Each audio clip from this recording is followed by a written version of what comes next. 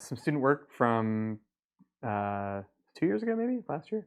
Um, so it's important to note, this looks kind of like it was done with Flash. That is not. If you try to do this with Flash, it will not work because your light will be different in every photograph, and that will be a nightmare. This is just one strong light that is casting that strong shadow that feels Flash-like. A bunch of pictures. I feel like there could be more difference in the poses in these photographs. This picture I really loved because of the way that the kind of fragmentiness echoes the shape of the architecture, which is itself this sort of like geometry of like facetedness. I think that that's nice. I feel like we could have a little bit more shifting around in the frame. Like all of these are just very like vertical rectangles. When you're putting it together, right, you can move those images around. One can be on top of another one can be like off to the side at an angle. You have a little bit more freedom, sort of the way that this one is working, right? So like, okay, I want to make sure that I've got this figure, that I've got that figure, that I've got this figure, right? What's important in the image? Okay, I want to have this bar cart as an element, right? So okay, it doesn't entirely meet up over there, but it's connected and it's present. Right, the presence of the sort of foreground looking down magazine. This one I thought was really beautiful. I feel like it could do more, but this sort of moment of looking at the camera, looking at the self in the mirror, it's very beautiful. The light is very beautiful. The composition of like the light space of this, the sort of the whiteness of the rectangle of the mirror versus the blackness of everything else. I think you could get more detail in the rest of this. You could sort of play more with the shape of the final pasted up composition. But just the sort of like underlying elements are very beautiful, and taking advantage of that moment of looking two ways, I think is very nice.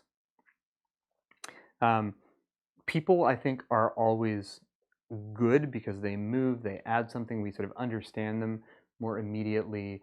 But this is a still life that I thought was just fantastic. These sort of like little moments of like where they're choosing what to have connect, right? To have this sort of feel continuous here, and then this sort of discontinuity over there, kind of filling that space so that we have that plant doesn't feel like it's cut off at all, even though that leaf is sort of like tuck, tuck, tuck, tuck. Right? Really beautiful. This like the light is gorgeous. This like moment of this blue satin ribbon in there, the way that it kind of comes down here and finishes. I wish we saw the end of it over here.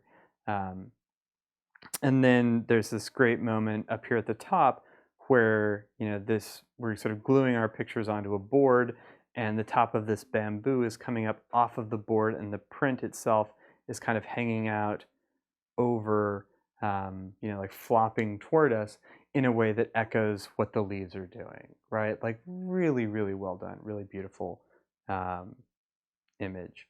And then I think this is the last one.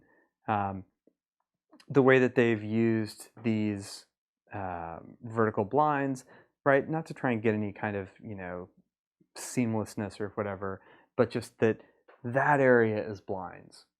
So blinds, blinds, blinds, blinds, blinds, blinds, blinds, blinds, right? Just sort of like filling it in as a material rather than trying to make it seamless in any way, right? That's not what it's about. The decision's about, okay, like I want to have, the face be seamless, and then we have this little repetition of the hand with the phone, right? Like getting the face in there so that we have, like, as viewers, this connection there, and then sort of the couch is just like a jumble of pieces of couch and the strength of this pattern of this blanket coming forward. So really nice composition, like really well done.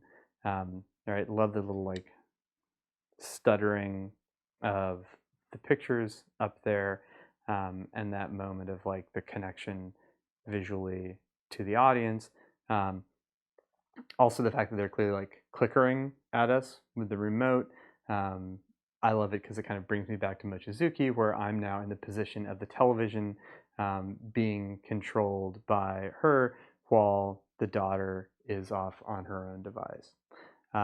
So those are some a little bit of previous student work to get you an idea of how we should actually be working on the assignment. Some David Hilliard examples to give you, again, like an idea of how you can make this work. And then previous slides, a whole bunch of people conceptually thinking about ideas around multiplicity, perception, vision, time, um, in a way that I think is, while not specifically something that you're doing, you're not copying the way that they're making work in the way that we're really trying to emulate the constructions of David Hockney. I don't know if I said Hilliard, I apologize. But important ideas to think about in photography um, generally. So, cool. I'm going to do a little spiel about the actual assignment in the next clip.